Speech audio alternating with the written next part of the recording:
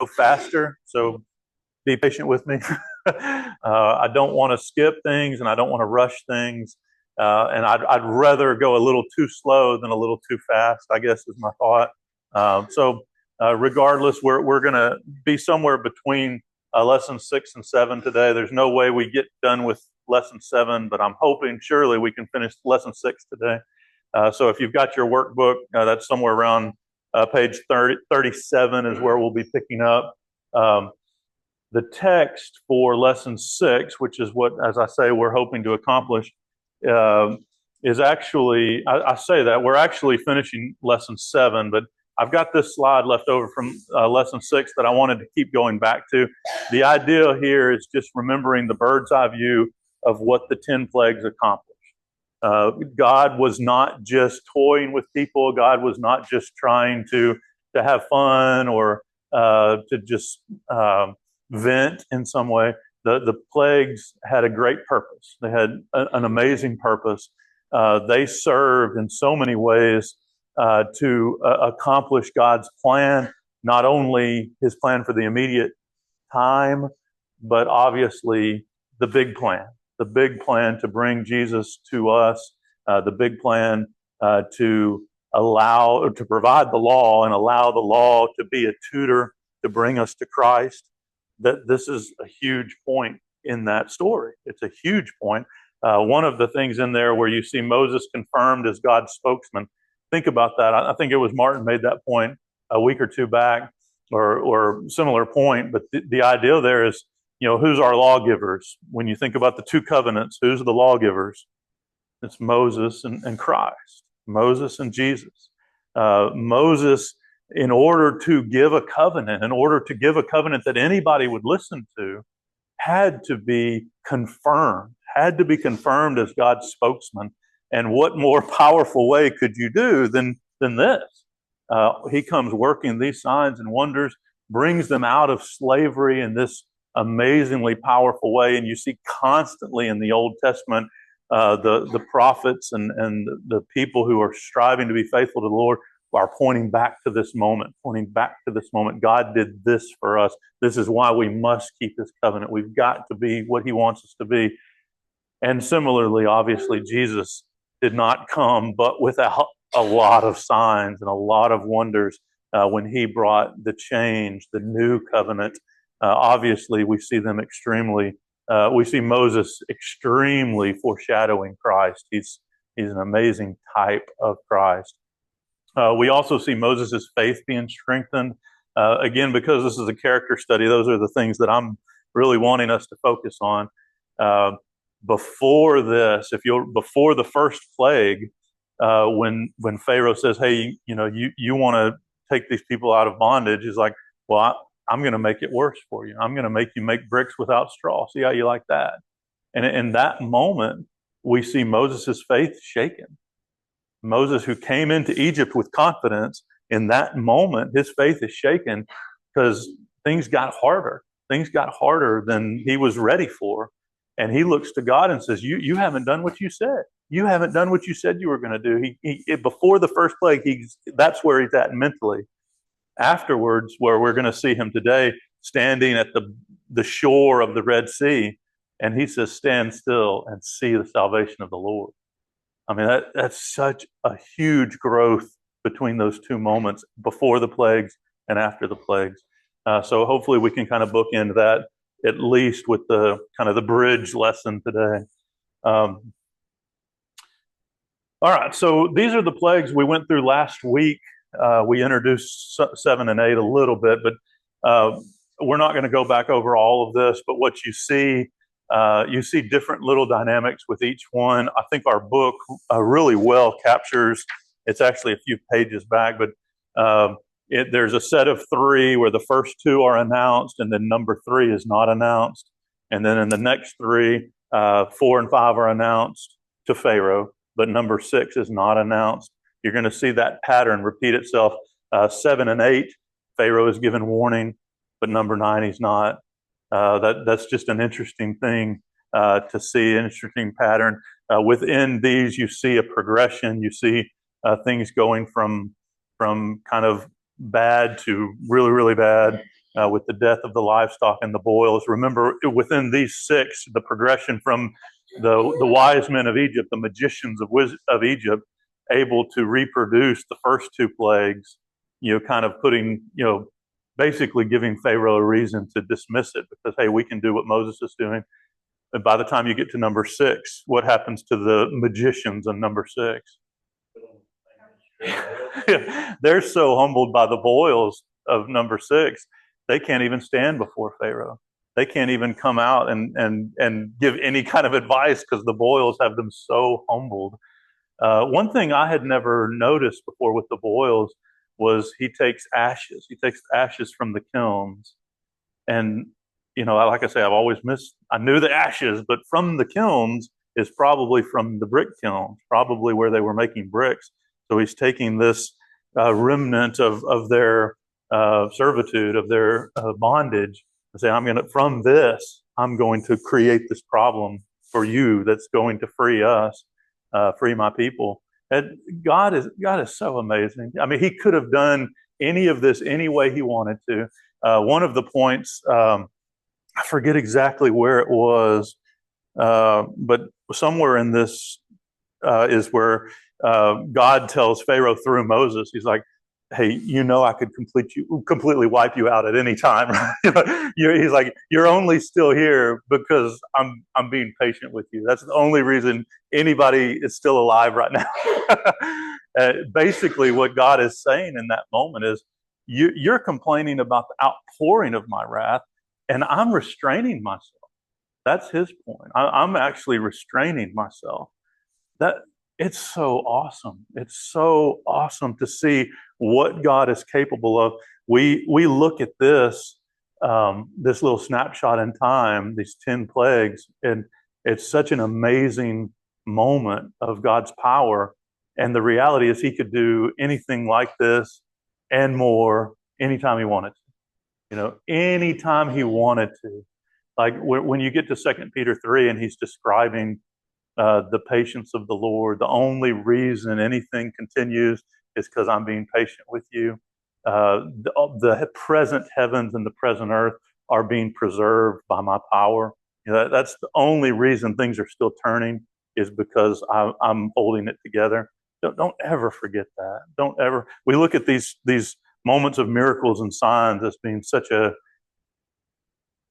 huge departure. But this is God. This is the God that we're serving. He can do anything, anytime he wants to. All right, sorry. Hail and fire, which is where we stopped last time. You can see that picking up in the 9th chapter. The neat thing to me about this one is around verse 20, 21, where it makes the point. And this is one that they were warned about. And they weren't only warned about it, but they were told, if you want to avoid everything getting destroyed, take them indoors. Put them in shelter. Like God actually gives them, the Egyptians, an out. He's like, this is coming, you can't stop it. But if you want to avoid the worst of it, put your stuff in shelter. And those who feared the Lord, verse 20, among the servants of Pharaoh, hurried his slaves and livestock into the houses. So at this point, at number 7, there's some Egyptians who are fearing the Lord. They have grown in faith to respect this God, the God. It's awesome. But whoever did not pay attention to the word, there's an awesome sermon in there. I'll probably pull back out sometime. You have those who fear versus those who didn't pay attention.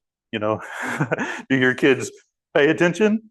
Are they in fear of you or not? Are we in fear of God? Are we paying attention or not? Yeah. Also simplifies how low it is. Not to be afraid of the Lord, but there's so much wound up in believe, understood what he was trying to say, and actually followed. Yep. Absolutely. Yeah. Fear of the Lord led to obedience. I think that's, we've got to keep seeing that constantly. This one as well, you see the distinction between the land of Goshen, verse 26, and the rest of Egypt. Several of the plagues point this out. And the hail is falling all around, but in Goshen, nothing. We're going to see that with the darkness as well pointed out.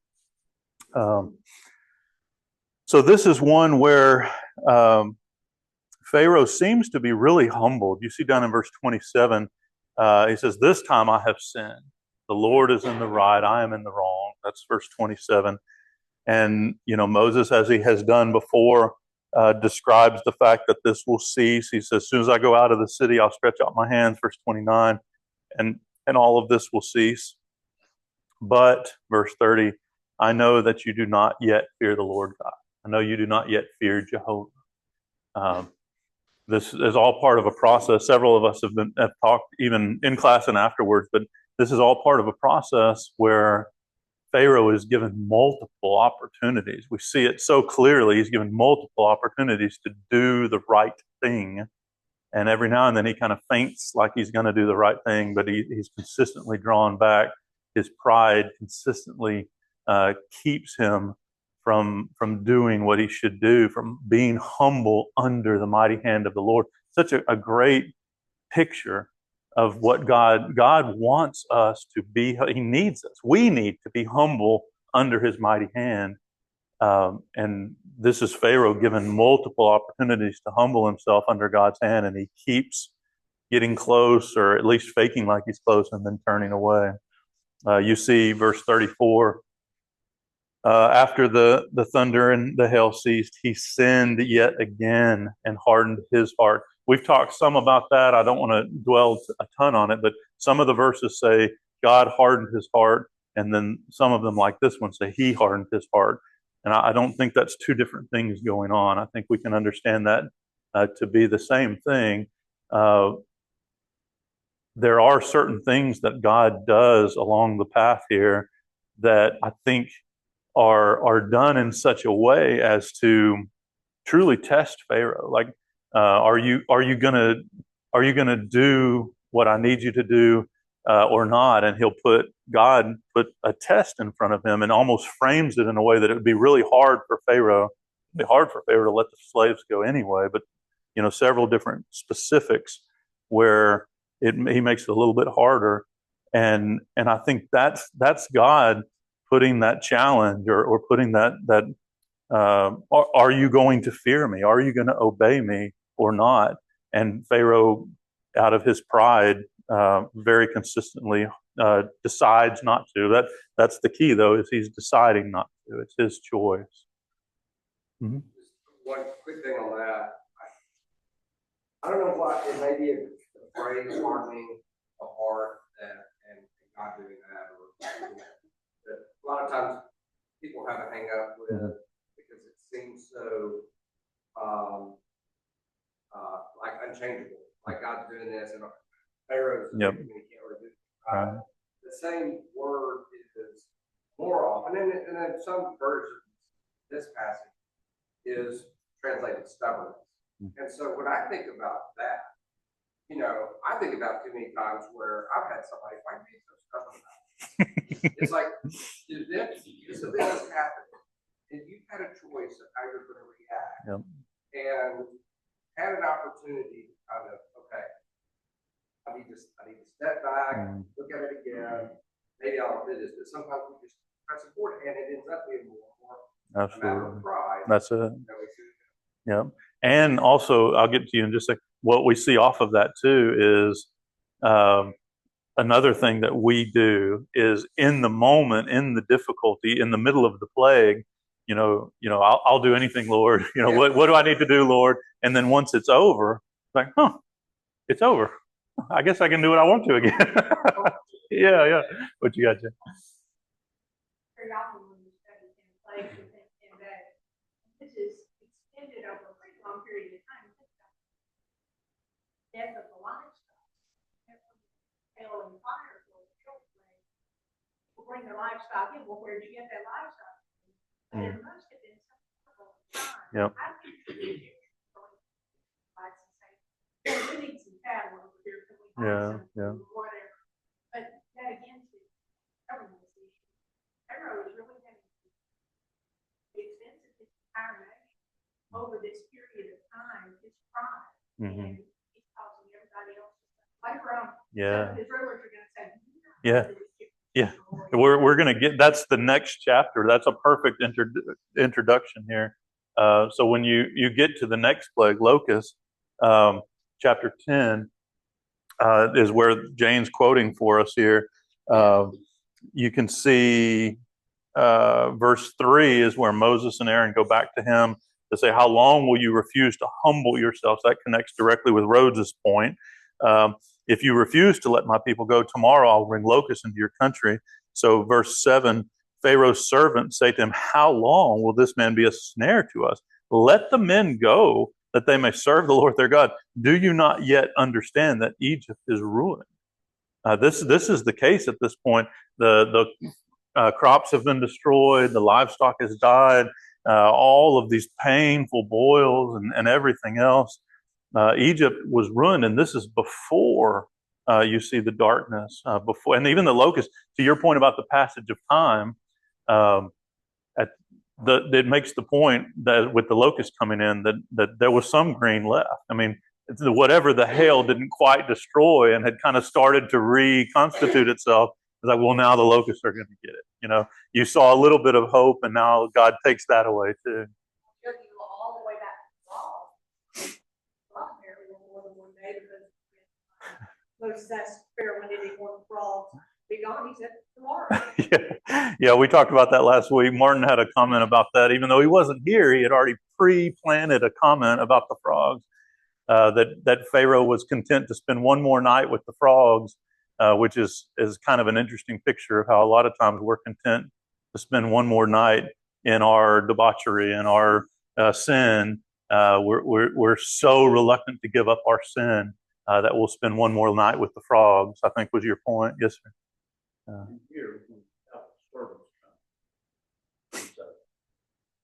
Yeah. Do you not yet see? Yeah. Yeah. You don't talk to Pharaoh. Yep. Pharaoh is a god. Yep. To them. Yep. They're basically chastising their God. And that speaks to the level of desperation. Yeah, I appreciate that. And you can see from the beginning, remember in chapter 7:1, I think, where God says to Moses, he says, I'm going to make you like a god to Pharaoh. And from the beginning, he comes in speaking to Pharaoh like nobody would speak to Pharaoh. And I think that was an affront to Pharaoh's pride. And to me, that's part of how I think about God hardening Pharaoh's heart, is he comes at Pharaoh in a way that in order for Pharaoh to obey, he has to humble himself. And that was what he was never willing to do. It was his choice, but he was never willing to humble himself. That is God hardening somebody's heart. That's how I see it. A great point. One thing about this plague too, and we mentioned with the last one, with the hail, that they had warning. They also had the choice. They could come in from it. Look, there's a choice here too. Verse 3, in between verse 3 and 4. How long will you refuse to humble yourself? Let my people go. So you still got the option. If you refuse to let my people go, tomorrow I will bring locusts into your country. So, hey, you got a choice. With all the plagues, he didn't have a choice. With some of the plagues, he didn't have this choice. But here, like, you can avoid the locusts. You can avoid this. I'm telling you it's coming, but you can avoid it. Isn't that interesting how God does that kind of thing a lot in the Bible narrative, where he tells people about something that's coming, but there's a way to avoid it. There's a way to avoid it if you'll pay attention. If you go back to the language in chapter 9, verse 20 and 21, if you'll fear me, if you'll pay attention to the word of the Lord, you could avoid this fate. It's neat to see that. Let's see. He says again at the end of this plague, I have sinned against the Lord. Please forgive my sin. You can see in the text there between verse 7 and 16 or so, Pharaoh does one of those times where he's trying to bargain with Moses. It's like, I'll let you go, but leave your livestock. Leave your livestock. And says, no, if we go out, we're going to take every single hoof with us. Every single hoof is coming with us. This was a place where Pharaoh was attempting to what we may call save face, right? It's like I'll let you do, but I'm going to put a condition on it so that I'm saving face, you know. And God's like, no, you don't get to save face with me. That's not what this is about. So, Yeah, we've written it, I read commentary on this section, that God's terms of that's right. That's right. Absolutely. Absolutely.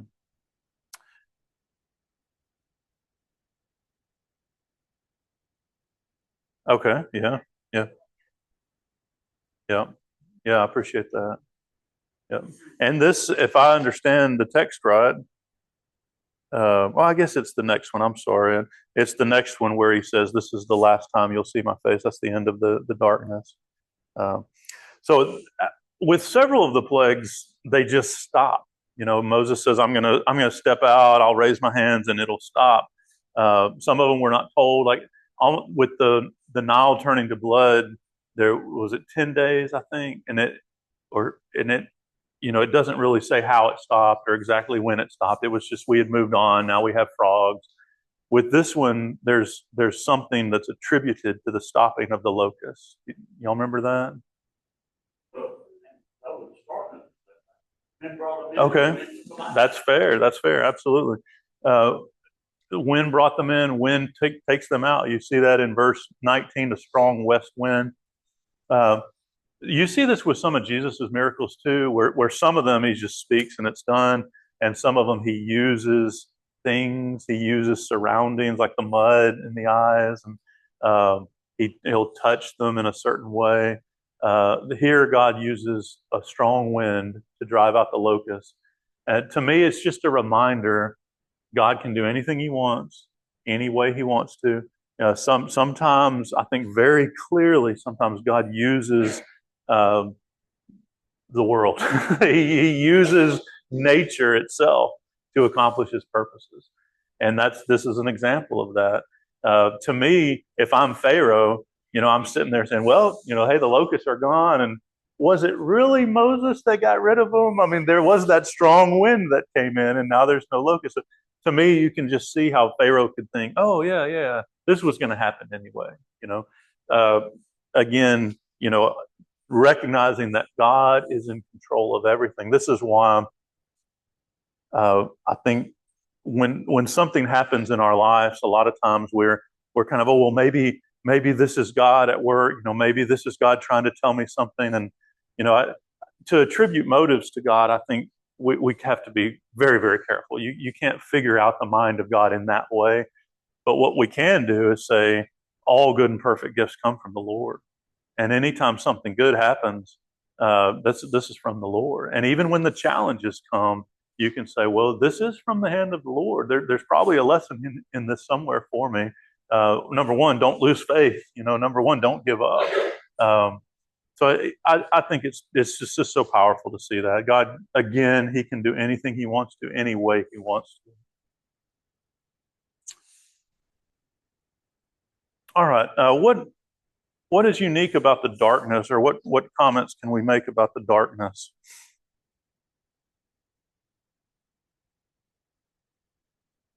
Okay. Yeah, I love that description. So the English Standard Version says a darkness that could be felt, to be felt. So Egypt's no different where it got darker. Right. But there was something unique about the dark different than cycle of darkness that came every day. Mm-hmm. They had candles. They had torches. Mm-hmm. But apparently they weren't effective. Mm-hmm. Yeah. Active darkness. Yeah. That's what I would call it. Yeah. Because wouldn't your natural thing be to do if it got real dark? Let's light a light. Mm-hmm. They had ability to light things during the darkness every night. But apparently whatever that ability was, it wasn't sufficient. Yep. Nor did that active darkness did not touch the land of Goshen. So there's something extremely significant going on. The previous plagues just have this devastating effect on. I don't see this one as doing as much of that. I mean, darkness, This just seems to be God saying, oh, you think you know what darkness is? Mm. I'm going to show you more by my hand than you've ever seen. It almost just seems like another example. Because when, and going back to your locust point, right? East wind came and brought them in. And maybe part of the hardening is that in some cases, like you could say, well, this naturally happened Exactly. in nature. Yeah, yeah. And this darkness is the next step. That's right. That's right. Yeah, and so you see Pharaoh humbling himself again.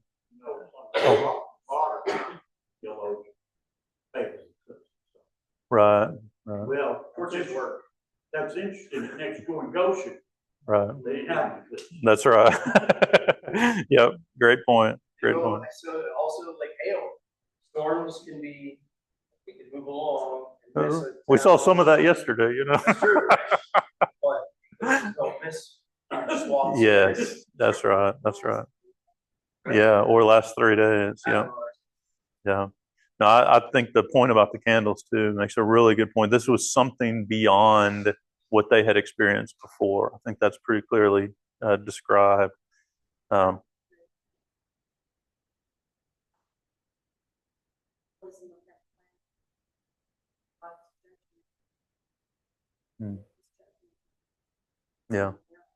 Yep.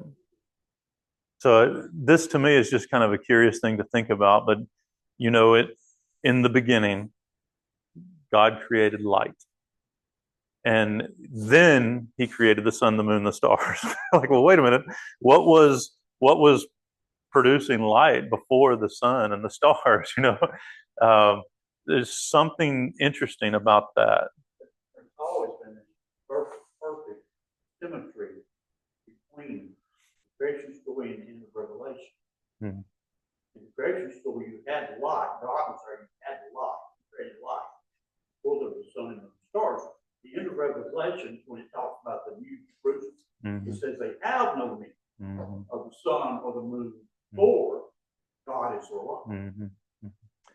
So this seems like what y'all are describing. It's like God, they still had their ability to light candles, etc., but God in some way was restricting the light here and then here. Okay, here and then here. I guess I've always kind of read it that Goshen was still in darkness, but the candles and stuff worked in their house because it said they had light where they lived. Because you think about if this, say, Goshen's in the middle of Egypt, if you have this cone of light, if you're on the edge of that, as an Egyptian, you're probably not in a bad situation because you can see that. Or that'd be my thing. It's like, okay, well, I'm going to go vacation. I hear they have good light there.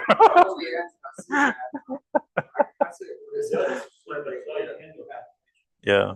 Yeah, so that their candle stuff works. So there's something here that's happening that is not normal. Like what y'all are describing, like a lot of candle, and it didn't really accomplish what. So it is possible that God allowed light to function normally within Goshen. And then right at the edge is like, hey, no light here. And, you know, it's possible, but, yeah. Just this, I think this one could possibly have the most psychological effect. I think that's back to your point. That we're not destroying anything here. Nothing's dying here. This is just miserable. This is just miserable. You hear everything around. You can't see a single thing. And that is terrifying. And this is like a picture of hell on earth, right? Where there is such utter darkness in hell. Right? This is what's happening on earth. And it could also be like this foretelling of what's about to happen. Which, to Martin's point, is if in Revelations God himself is the light, we have no need of the sun, what is hell? But the absence of all of that. Yeah. Whose point? Yeah. In the New Testament in John, where he says about Jesus, the light shines in the darkness, and the darkness did not comprehend. Amen. Amen. Yeah, that's awesome. That's awesome. And you got to think too, if you're, Jeremiah said, you can hear things, but it says you couldn't see anybody. If you've ever been like Rickland Caverns or turn lights on, like you don't want to move or anything. It's like, okay. So then you get. Well, that's what it says, is that they didn't even leave. They Yeah. leave their place. So what are you gonna do? You're gonna sit there and think about the events of the last Just sit there and think about what you've done. 8 plagues worth of stuff. So yes, when they leave, yes, I'm gonna give them all gold, silver, whatever. Yes, Yeah. that's right. There's a lot of dynamics there. I think it's very helpful to just Put yourself in their shoes and think about what that time would have been like. Rose said it's a possibility, I guess I had always thought of it more as everything functioned regular in Goshen, and the people and it was more that the people in Egypt, God did something to them, but they just didn't have the ability to see light. Yeah, this is one of those Cases where I think you just have to take the text at its word. Just say this is what he's telling us and how it was accomplished one way or the other. Even if God had accomplished this with a solar eclipse, that's fine. That doesn't shake my faith. I mean, he can accomplish anything he wants to any way he wants to. If he stopped the earth on its axis to allow the solar eclipse to continue, it's like, okay, God can do what God wants to do. That doesn't affect our faith. But it is interesting to think about, while understanding that we can't really understand all of that. But just some of the points that Rhodes and Jeremiah and Martin, it is very interesting to think about what would that have looked like. It wouldn't look like anything. What would it have been like to experience that? Granddaughter, traveling in the car this weekend, said, Gibby, when I get to heaven, I have 1,000 questions to ask God. And so this could be something added to that list of questions. How did for all you science teachers out there, like, how did you do that? What was that like? Yeah. Well, I think there's another thing too. When you think about all these other plagues that have occurred, and probably most of the Egyptians, unless they're blind, have seen all of this with their eyes. They've seen all the trauma and everything, and what potentially can happen. And then now they're in a darkness that it says is felt. So it's just a whole new level of fear that's introduced of, they know all these other things and possibilities that could have happened. We can't see what's coming now, so that to me is just another level of the intensity of. Well, and off of that, you think, okay, well, he doesn't say anything about cold. If he had in some way restricted the sun, wouldn't it have been cold too? But he doesn't say. So Ra is the god of the sun. What if you can feel the heat of the sun? It's 98 degrees, but I can't see a thing. I mean, wouldn't that would mess with your mind? Like, this is so not normal. And again, we don't know how God accomplished it, but it doesn't mention anything about cold. I had no idea we would spend 15 minutes on darkness, but that is awesome. That is awesome. The next one, obviously, this is one where it really, I think it's so powerful to just try to put yourself in the shoes of the Egyptians and think they, like was just mentioned, they had seen all of this, they had experienced all of this, and now the firstborn across the land of Egypt dies. They are given the instructions. If you put blood over your mantle, you can avoid this. But it doesn't say, like with with the hail, they aren't specific. We are not specifically told that some of the servants of Pharaoh did that. With some of the servants of Pharaoh in chapter 10, they took their livestock indoors because they believed, they feared the word of the Lord. And I guess I would kind of assume that group of people would have also put blood over their doorposts, but we're not told that.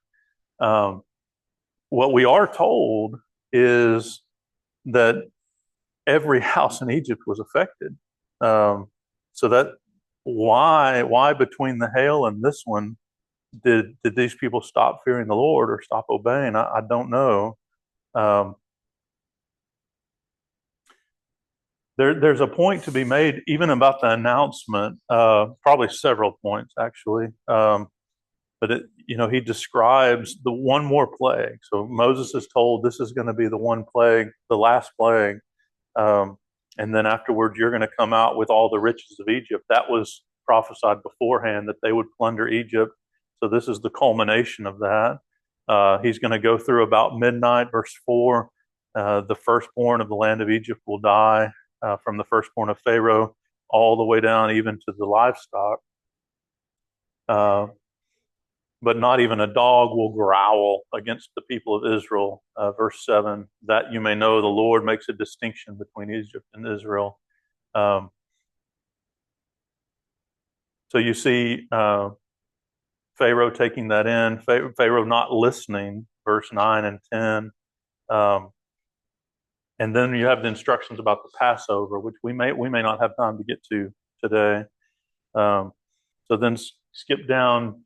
I'm gonna just skip that for a minute and come down to when the death of the firstborn happens in verse 29. At midnight, the Lord struck down the firstborn of the land of Egypt, from the firstborn of Pharaoh who sat on the throne to the firstborn of the captive who was in the dungeon, even those in the dungeon, all the firstborn of the livestock. Pharaoh rose up in the night, he and his servants and all the Egyptians. There was a great cry in Egypt, for there was not a house where someone had not died. So he summons Moses and Aaron and says, get out, take your herds and be gone. He also said at the end of verse 32, bless me also, which is very interesting.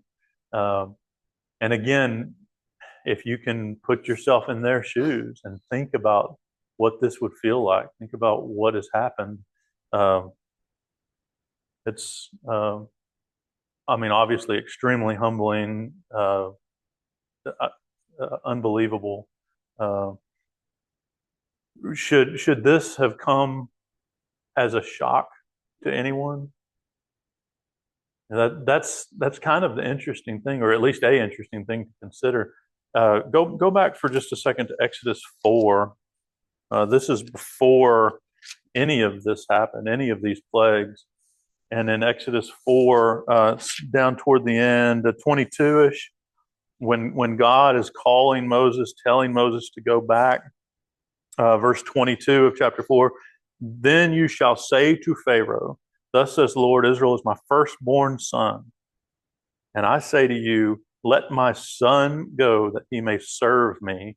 If you refuse to let him go, behold, I will kill your firstborn son. We don't have a record of exactly when he said that to Pharaoh, but based on that, I would assume that was kind of in the intro salvo when Moses shows up and he's giving him the speech about what he needs to know, that you may know that the Lord is God. This is going to happen, and I would assume that language was somewhere in there, and I could be wrong. Maybe he waits and he tells them that in between the 9th and the 10th plague, but Moses knew this was happening. Moses knew this was going to happen. If he doesn't let my firstborn son go, I will kill his firstborn son. There's a lot of times where in the Bible narrative where God will do things like this, where there's an equivalency to what he's looking for versus what he's looking for from us. It's interesting to think about. The firstborn son of Israel for the firstborn son of Egypt. Pharaoh, I think he should have known this was coming and should not have been surprised at all when it did. Certainly Moses shouldn't have been surprised in any way. Yes, sir. Morris, here, first, you mentioned about the Egyptians. I don't think they got the instructions. Probably, maybe not. Yeah. Oh, you don't think they got the instructions about the blood? Okay. Because it seems like that was more of God when Moses later is talking to Israel. Okay. And the passage that you just read, I'll kill your firstborn son. Immediately after that is the odd thing with circumcision. She said, "The bridegroom of blood." It's interesting here, it was the sign of the blood that saved Moses. In Exodus 12, it's going to be the sign of the blood that saved. Yeah, that, like I say, the way God works and he connects one thing to the next is absolutely amazing. Appreciate that.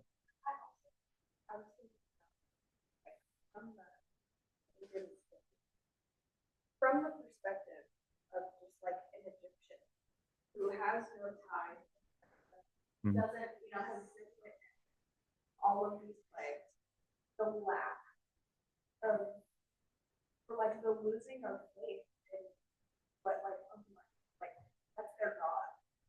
And now he's let all of this happen to them, and now they're first dead. Hmm. I just can't imagine all of this happening and still being like, well, I still believe this is my God. This Right, is still, right. have this horrible health. That's right. They didn't get instruction that we were supposed to do that. Then it's like, well, why didn't you tell us? The Israelites got saved. Why didn't you tell us how we That is interesting. And we didn't point out, but with darkness, that one of their greatest gods was Ra, the sun god, who just couldn't overcome Yahweh. And now Pharaoh is supposed to be a god, to your point, and in every way, God has humbled him. If not in his own eyes, he's humbled in the eyes of everybody else. Before it was all over, all the gods, including Pharaoh, were stripped of their heads. Absolutely. Yeah. I think this is certainly a blow to Pharaoh's pride on the death of his firstborn. Because firstborn is supposed to take the throne. Yes. And Yeah, the he's book. looking at it, I'm losing all this power I currently have. Look at the power I'm losing in the future. This great dynasty. That's right. That's right. Yeah, the book does a really good job, I think, of framing that comment. That's a great point. Absolutely. Sam, that brings up another point though. Pharaoh was the firstborn, right? I mean, so I guess the firstborn could have been a female. But if Pharaoh was the firstborn, he didn't die.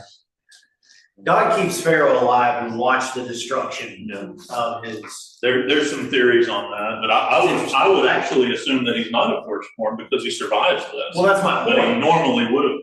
Right. Yeah. So you have to wrestle with that, right? Was he firstborn or was he not, or did God want him to sit there and look at you? Just offering one other explanation on that. Because it says that he will take the firstborn from the Egyptians. What is Pharaoh's dad? He's dead. It may be that they're just taking the firstborn, so somebody that's there to suffer the loss of the firstborn. So that's possible. If Pharaoh have an older brother already that passed away. Yeah, that's the way I've seen it, but we don't know. I don't think that maybe archaeology can figure it out for us one day. And it kind of ties to when you said there was not a household who didn't have someone who lost. I think that's poetic license because there were some households that didn't have a firstborn. And so I don't think it's literally this house lost someone, this house lost someone, it's maybe household, I don't know. I think you're right. I think it's every available firstborn. Right. And it was firstborn of the livestock and stuff too. So. Yeah. Trying to figure out where to go from here. And what, just a real quick thing, kind of like the locust thing, you can't attribute to, there was this disease that came through. Yeah. What a unique disease that only affects the firstborn, it's obviously God's. That's right. That's that disease too. That's right. Yeah, right. Just real quickly, again, this is a character study. We're focusing on Moses. There's a lot to be said about the Passover. So I think we'll just kind of move past that, but just move past it. But no, just for a second, let's note the significance of what is done here and the stage that is set for the new covenant here. This is an amazing thing to me. God gives them this great salvation. If you will put the blood over such a clear picture of the blood giving you salvation, the blood allowing the death angel to pass over you. It's just such a clear picture. And I want you to keep that throughout your generations to the point where Jesus, the Lamb of God, is sitting down partaking of the Passover meal before he is slain as the ultimate sacrifice. God does not do anything by accident. That is such an amazing connection point. The Passover lamb was to be slain the evening before this event, and that's where Jesus goes to the cross. That's when he goes to the cross. God does not do anything by accident. It's such an amazing thing. God wanted them to remember this, to plant the seed. We talk about the law being the tutor to bring us to Christ. This is one of the clearest examples of that. All right, so next week, Lord willing, we're going to talk a little bit about the Exodus path, and we'll get to this deliverance at the Red Sea. We'll pick up, I guess, basically with the start of lesson 8 for next week.